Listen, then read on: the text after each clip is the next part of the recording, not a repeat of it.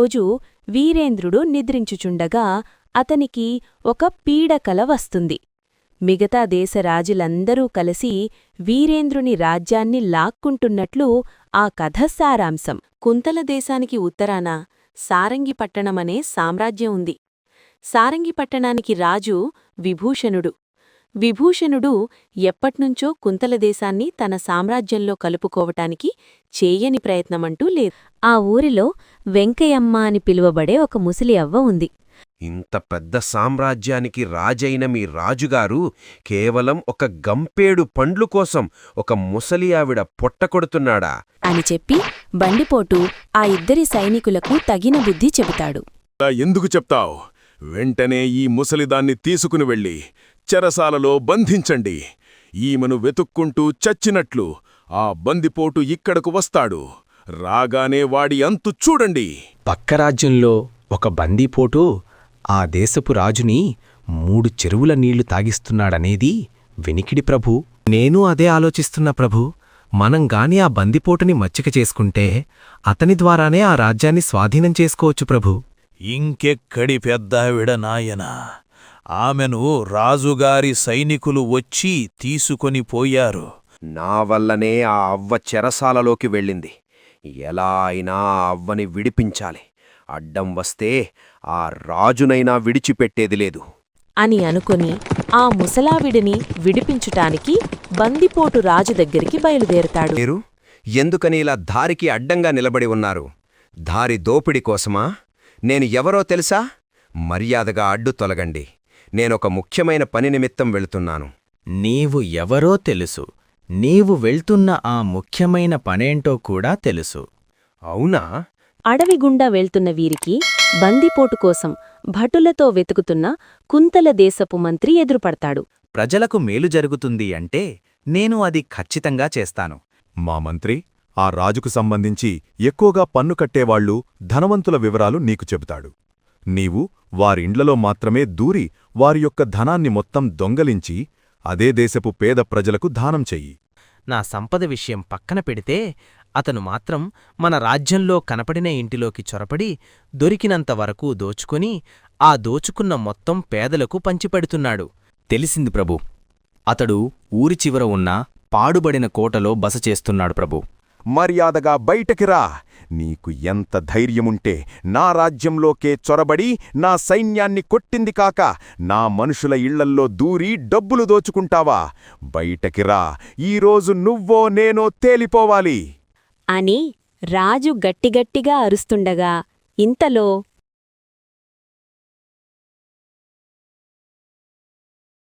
అలా గట్టిగట్టిగా అరుస్తున్న రాజుకి ఇంతలో బందిపోటు ఎదురుగా కనిపిస్తాడు. నీవేనా ఆ బందిపోటువి? నీకు ఎంత ధైర్యముంటే నా రాజ్యంలోకి దూరి నా ఖజానాన్ని కొల్లగొడతావు?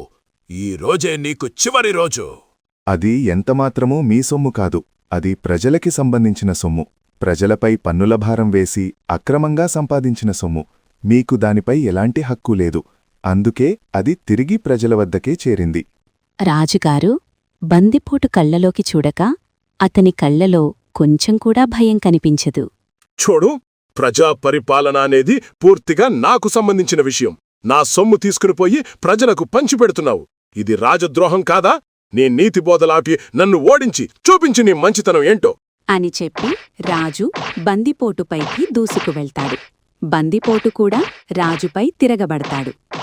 చాలా సుదీర్ఘమైన పోరు తర్వాత రాజు అలసిపోయి కూలబడిపోతాడు. చూశావా? నీ అహంకారాన్ని అణచడానికి నాకు ఎంతో సమయం పట్టలేదు. నేను తలచుకుంటే ఇప్పుడే నీ ప్రాణం కూడా తీసేయగలను. కాని ఆ పని నేను చెయ్యను. అది నేను చేస్తే నీకు నాకు పెద్ద తేడా ఉండదు. దీనినే మానవత్వం అంటారు. అది నీకెలాగూ లేదు.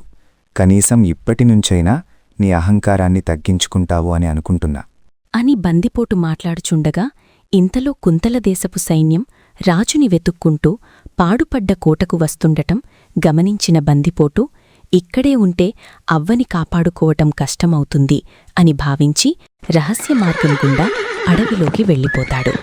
భటులతో పాటు వచ్చిన మంత్రి దెబ్బలతో కూలబడిన రాజుని చూసి ఇలా అంటాడు. ఇన్ని సామ్రాజ్యాలను గెలిచిన మీరు ఒక బందీపోటు చేతిలో ఓడిపోయి ఈ విధంగా కూలబడిపోయారా? నా కళ్ళని నేనే నమ్మలేకపోతున్నా ప్రభూ. ఈ విషయంగాని ప్రజలకు తెలిసింది అంటే మీకు గౌరవం కూడా ఉండదు ప్రభూ. దయచేసి మీరు కూడా ఈ విషయం బయట ఎవ్వరికీ చెప్పకండి. అని మంత్రి భటులకు విన్నవించుకుంటాడు. రాజు మాత్రం మాటలాడకుండా అలా మౌనంగా ఉండిపోతాడు. ప్రభూ, మీరు చెప్పినట్లే బందిపోటుని రాజుకి అప్పజెప్పి వచ్చాను. ఒకవేళ బందిపోటుగాని రాజు చేతిలో మరణిస్తే పరిస్థితి ఏమిటంటారు ప్రభూ? చూడు మంత్రి, నాకు బందిపోటు మీద నమ్మకం ఉంది. అతను ఎలా అయినా రాజుని ఓడిస్తాడు. అతనితో మాట్లాడేటప్పుడు నేను అతని కళ్లలో ధైర్యాన్ని గమనించాను. అలాంటి వ్యక్తులు ఎలాంటి సమస్య ఎదురుపడినప్పటికీ భయపడకుండా ధైర్యంగా దానిని ఎదుర్కొంటారు. నేను అంతటి ధైర్యం అతనిలో చూశాను మంత్రి. అలా అయినా సరే బందిపోటు గెలిచినంత మాత్రాన వీరేంద్రులు రాజ్యం వదిలి వెళ్ళిపోవటం అనేది మాత్రం జరగదు కదా ప్రభూ. నేను కూడా మొదట నీలాగే ఆలోచించాను మంత్రి. కాని ఇప్పుడు నేను నా ఆలోచనా విధానాన్ని మార్చుకున్నాను. నాకు అతని రాజ్యాన్ని స్వాధీనం చేసుకోవాలనే ఆలోచన ఉన్నప్పటికీ నేను ఆ రాజ్యంలోని ప్రజల కష్టాలు విన్నప్పటినుంచి ఆ రాజ్యానికి ఒక మంచి రాజు అవసరముందనే విషయం అర్థమయ్యింది. అయితే వీరభద్రుడు మారాలి, లేదంటే బందిపోటులాంటి మంచి వ్యక్తి ఆ సామ్రాజ్యాన్ని పరిపాలించాలి. అది ఎవరైనా సరే ఆ రాజ్యానికి మంచి జరగాలి. ఇదే నా ఆలోచన మంత్రి.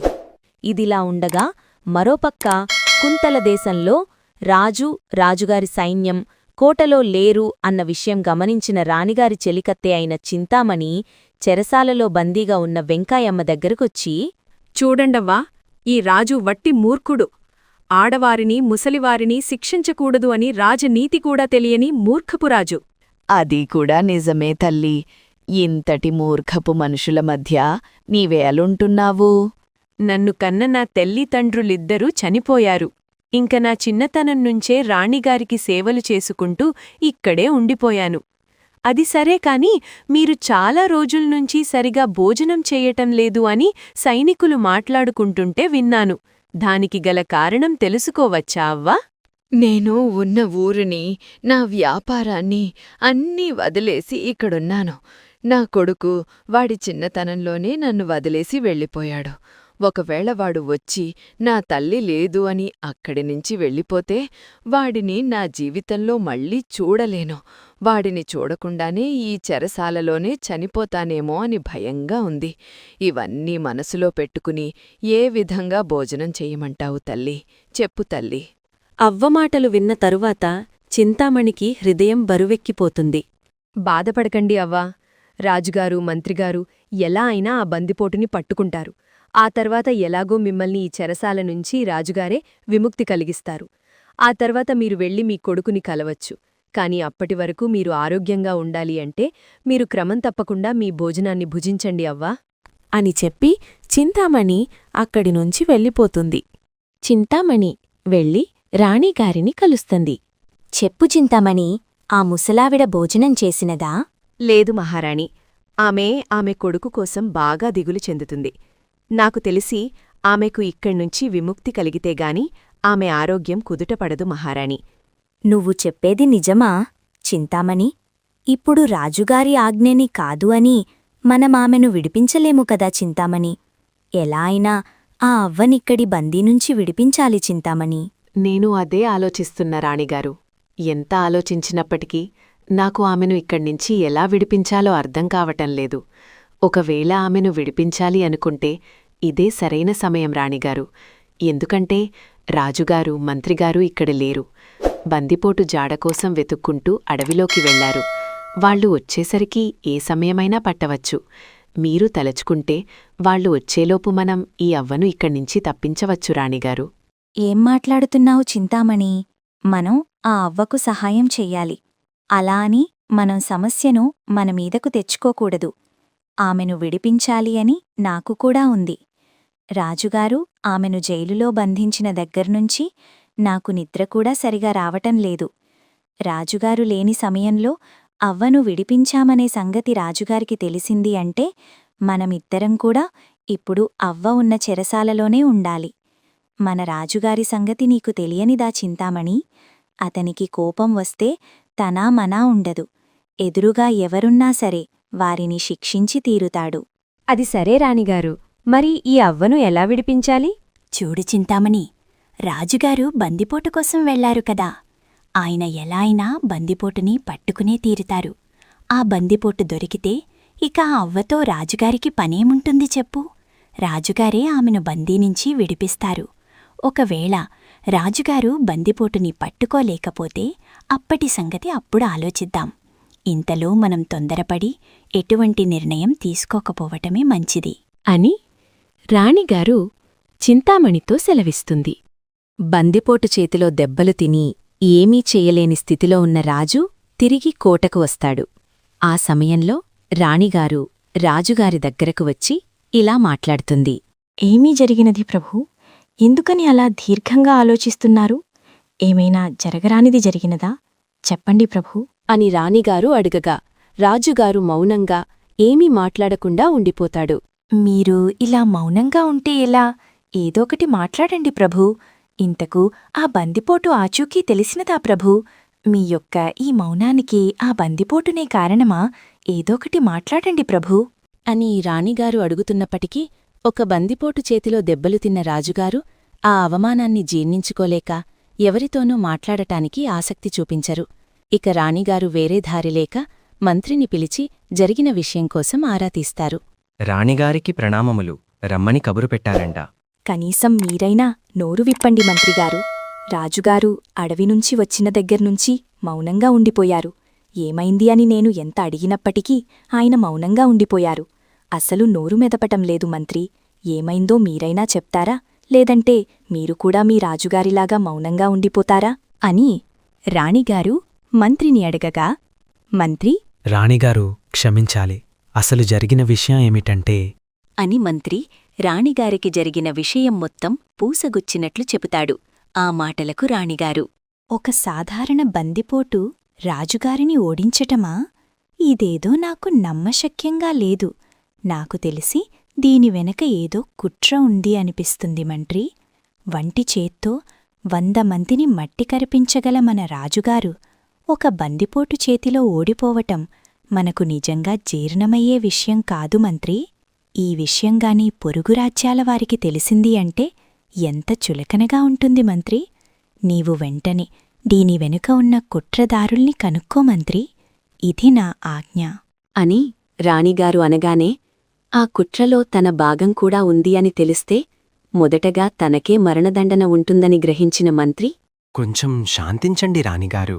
మన రాజుగారి మీద కుట్ర చేయవలసిన అవసరం, ధైర్యం ఎవరికి ఉంటుంది చెప్పండి? మన రాజుగారు యుద్ధంలో పాల్గొని కూడా చాలా ఏండ్ల అయిపోతుంది కదా రాణిగారు. ఖాళీ సమయంలో అయినా సాధన చేస్తుంటే ఆయనకి గతిపట్టేది కాదు. ఎప్పుడు చూసినా ఆ చెలికత్తెల వెనుకకిరగడం, లేదంటే మద్యపానాన్ని సేవించటం, ఇదే కదా రాణిగారు మన రాజుగారు చేసేది. దానివలన ఆయన ఆరోగ్యం కూడా ఇదివరకు లాగా లేదు. ఆయన సత్తా కూడా చాలా వరకు తగ్గింది అని చెప్పాలి. దానివలనే ఆయన ఆ బందిపోటుతో తలపడలేకపోయాడు. ఇవన్నీ వదిలేసి మీరు కుట్ర జరిగినది అంటున్నారు. మాటలు దొరలుతున్నాయి మంత్రి. కాస్త చూసుకోండి. మీరు మాట్లాడుతుంది మన ప్రభువుల గురించి. ప్రభువులు ఎలాంటివారైనప్పటికీ వారికి గౌరవమివ్వాలి. లేదంటే మీకు మా చేతితోనే మంచి బహుమానమివ్వాల్సి ఉంటుంది. ముందుగా మీరు ఇక్కడి నుంచి వెళ్ళి అసలు ఆ బందిపోటు, ఆ పాడుబడిన కోటలో ఉన్న సమాచారం మొదటగా రాజుగారికి చెప్పింది ఎవరో కనుక్కోండి. తరువాత ఏం చెయ్యాలో నేను చెప్తాను అని రాణిగారు మంత్రితో చెప్తుంది. మంత్రి అక్కడ్నుంచి బయటకు వచ్చి, అనవసరంగా ఈ వ్యవహారంలో ఇరుక్కున్నాను. ఇప్పుడు నా ప్రాణాల మీదకొచ్చింది. రాజుగారికి ఆ బందిపోటు గురించి చెప్పింది నేనే అని తెలిస్తే రాణిగారు తక్షణమే నా ప్రాణాలు తీసేస్తారు. ఈ సమస్య నుంచి ఎలా బయటపడాలి అని మంత్రి తనలో తాను ఆలోచించుకుంటారు. అలా అడవి గుండా వెళ్తున్న బందిపోటుకి అడవిలో తపస్సు చేస్తున్న ఋషివర్యులు కనిపిస్తారు. వీరేంద్రునికి కంటిమీద కునుకు లేకుండా చేస్తున్న ఆ బందిపోటువి నీవేనా? అది నేనే ఋషివర్య. మర్యాదగా నా దారికి అడ్డు తొలగండి. బందిపోటు యొక్క నుదిటిని దీర్ఘంగా పరీక్షించిన ఋషివర్యులు, నీవు నిజంగా కారణజన్మడవు. నీకు ఓటమి అంటూ ఉండదు. నీవు తలచుకుంటే జరగనది అంటూ ఉండదు. నీ జాతకంలో రాజయోగం రాసి ఉంది, కాని అది పొందుట అంతటి సులవైన పని కాదు. నీకు నా మీద నమ్మకముంటే నేను చెప్పినది చేస్తే నీ రాజయోగం నీకు దక్కుతుంది. ఆ మాటలకు బందిపోటు ఇలా అంటాడు. చూడండి ఋషివర్య, నాకు రాజయోగం కంటే ముఖ్యమైన పనులు చాలా ఉన్నాయి. నేను వాటిని ముగించిన తర్వాతనే దేని గురించైనా ఆలోచిస్తాను. ప్రస్తుతానికి నన్ను వెళ్ళనివ్వండి. సరే, నీకు నమ్మకం లేకపోయినా పర్వాలేదు, కాని నా అవసరం నీకు భవిష్యత్తులో తప్పకుంటుంది. అంతవరకు ఇది నీ దగ్గరుంచు. అని ఒక మంత్రించిన పుల్లను ఋషివర్యులు బండిపోటుకిస్తాడు. బండిపోటు ఆ పుల్లని తీసుకుని తన ప్రయాణాన్ని కొనసాగిస్తాడు. ఇదిలా ఉండగా కోటలో ఒక రహస్య ప్రదేశంలో రాణిగారు సైన్యాధిపతితో ఇలా మాట్లాడుతుంది. చూడండి సైన్యాధిపతి, జరుగుతున్న సంఘటనల బట్టి చూస్తుంటే నాకెందుకో మన రాజ్యంలో ఏదో జరుగుతుంది అనే అనుమానం కలుగుతుంది. ఇది మన రాజ్యం బయట అవ్వచ్చు, లేదు అంటే మన రాజ్యంలోనే కావచ్చు. మన రాజుగారి చుట్టూ ఏదో కుట్ర జరుగుతుంది. నేను ఈ సమయంలో నిన్ను తప్ప వేరే ఎవ్వరినీ నమ్మలేను. వీలైనంతవరకు నీవు మన కోటలో జరుగుతున్న ప్రతి విషయం మీద ఒక కన్నేసి ఉంచు. ఎవరి కదలికలు అయినా అనుమానాస్పదంగా ఉంటే వెంటనే నీవు నాకు సమాచారమివ్వు. ముఖ్యంగా మన మంత్రిగారిని ఒక కంట కనిపెడుతూ ఉండు.